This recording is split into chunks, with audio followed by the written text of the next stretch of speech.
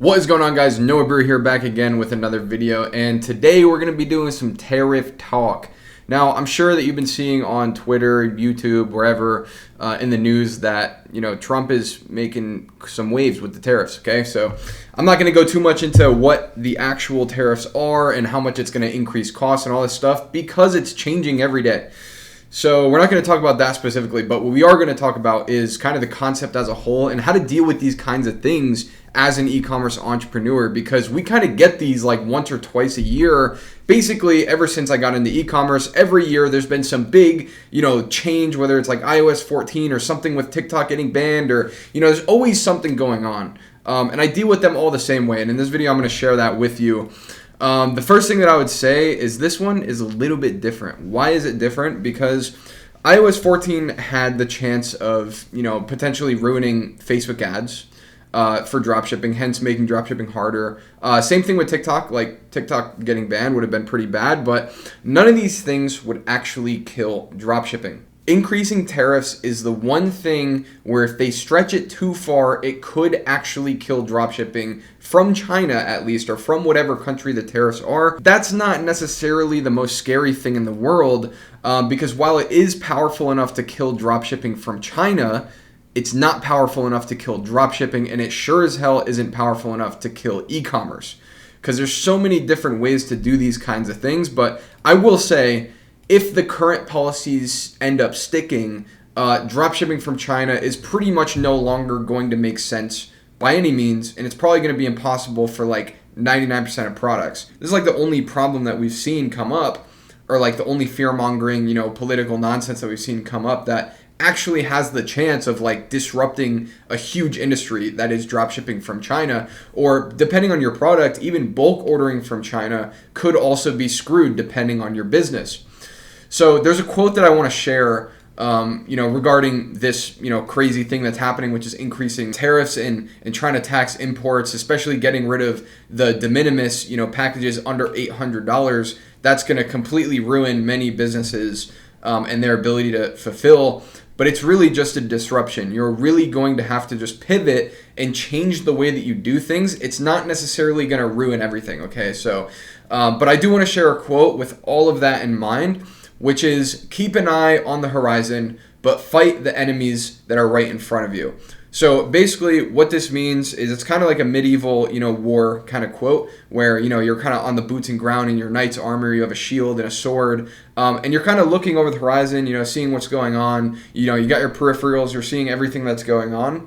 But what you really need to do is focus on the guy that's in front of you trying to kill you, or you're trying to kill them, or whatever. And if you pay too much attention to, what's going on the horizon, obviously the guy that's right in front of you, you're never going to be able to get past him, and you may even just get slaughtered by him because he's more focused on the enemies in front of you. So the way that this works here is, obviously we're not fighting medieval times. We're just doing e-commerce. We're just a bunch of fucking nerds in our rooms in front of a computer making internet monies. We don't really have swords and shit, but what we do have is bottlenecks in our business. So what you really want to do is keep an eye on the future, keep an eye on potential issues that could arise down the road. But again, if you want to grow your business and you want to be successful with e-commerce and continue growing, you have to focus on what's in front of you. You have to focus on the bottlenecks that are actually at your fingertips. And currently, at least from my understanding, as of April 10th here, which I believe this video is going up tomorrow. It could be completely different tomorrow. We don't know what's going on.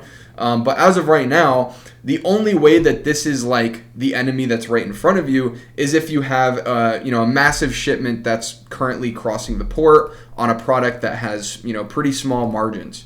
Okay, so if you're not in that specific scenario, this isn't really an enemy that's right in front of you. This is kind of something that's on the horizon, that you should be treating it as such. So here's what I would say, and this is the same thing that I did with iOS 14, with TikTok getting banned.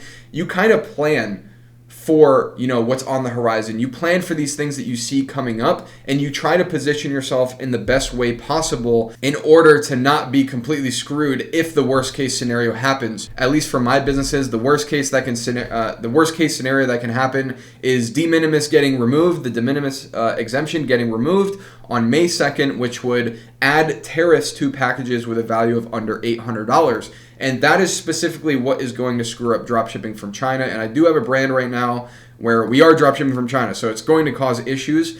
But even for that brand, we're not like killing our ads, we're not scrambling, we're not like canceling, orders, we're not really changing anything. We're just using this time. We see the issue coming on the horizon. We have about 3 weeks to, position ourselves to actually capitalize and make sure that we're not completely screwed when this change goes into effect. So a lot of people freak out now. And they start trying to change things up now and switch everything around. But the reality is, focus on the enemies that are right in front of you, because, when this whole thing started, it was a completely different situation than it is now. And it was just a week ago when this was announced, and it's already changed so much. So I can only imagine what's going to happen over the next 3 weeks. And obviously, I'm just going to be taking in all the data, keeping my eye on the horizon. But in my e-commerce business, I'm still, testing landing pages, creatives, pushing all the right levers, and I'm not like scrambling on the back end trying to assume that this is already a problem for me. Because like I said, from my understanding, and again, you could do your own research on this, but from my understanding, if you don't already have a massive shipment coming from China and it's about to cross the port, you're not really being affected right now. If all you're doing is drop shipping, de minimis exemption is still in effect until May 2nd. So until then, if you're just drop shipping from China, this is kind of something that's on the horizon that you want to start, thinking about. Wait until the problem is an actual problem that's in front of you, stopping you from progressing before you actually go and figure it out and cause a shitstorm. Now, does that mean that you should go place a huge inventory to China right now?